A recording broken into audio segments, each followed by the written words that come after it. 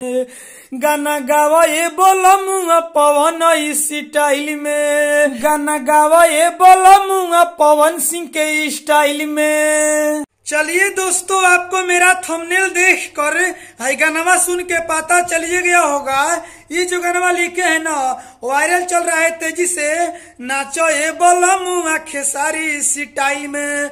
तो सही में खेसारी लाल बढ़िया नाचते हैं तो उनका तारीफ किया गया है, लेकिन हम लिखे हैं पवन सिंह पर, क्योंकि पवन सिंह अच्छा गाते हैं, बेहतर गाते हैं, भोजपुरी के सुपरस्टार हैं, गायक में से एक सुपरस्टार गायक हैं। तो उन्हीं के ऊपर लिखे हैं कि यार गावा ये बोलमुआ पवन सिंह के स्टाइल में, गाना गावा ये बोलमुआ पवन सिंह के स्टाइल में लिखे हैं। बिल्कुल फ्री में गाना लिखे हैं। अगर आप सिंगर हैं तो इस गाने को गा सकते हैं, रिकॉर्डिंग करवा सकते हैं, बिल्कुल फ्री में गाना लिखे हैं। लेकिन ध्यान रहे, हम लिखे हैं न्यू ट्रैक, नया अंदाजी में, सिंगल मैटर, मेरा डुएट नहीं है, सिंगल है।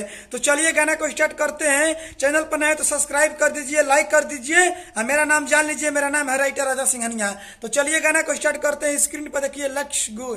चलिए दोस्तों, ये मुखड़ा है, हम मुखड़ा को गा रहे हैं। कोई सल से कर तड़न करी सरकारी, कहनी की कलो हो तू कलाकारी हो। हाँ, कोई सल से कर तड़न करी सरकारी, कहनी की कलो हो तू कलाकारी। वीडियो बनाई हम अपन मोबाइल में हो, अपन मोबाइल में। गाना गावा ये बोलमुआ पवन स्टाइल में, गाना गावा ये बोलमुआ पवन सिंह के स्टाइल में। चलिए दोस्तों, ये अंतरा है, पहिल का अंतरा को गा रहे हैं। अमर जीत जो ये कर लेखा हो जा तू वायरल, सब कोई कहे लगी तुहरा के वायरल। हाँ हाँ, अमर जीत जो ये कर लेखा हो जा तू वायरल, सब कोई कहे लगी तुहरा के वायरल।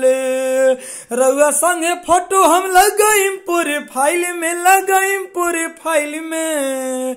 हाँ, गाना गावा ये बोलमुआ पवन सिंह के स्टाइल में, गाना गावा ये बोलमुआ पवन सिंह के स्टाइल में। अरे गावा ना। पवन सिंह जैसन बनल तू बॉडी, तो बेनुस जिया पे खेलम कबड्डी हो। हाँ, पवन सिंह लेखा बनल तू बॉडी, तो बेनुस जिया पे खेलम कबड्डी। राजा सिंघनिया तू रोय स्माइल में हो, रोय स्माइल में।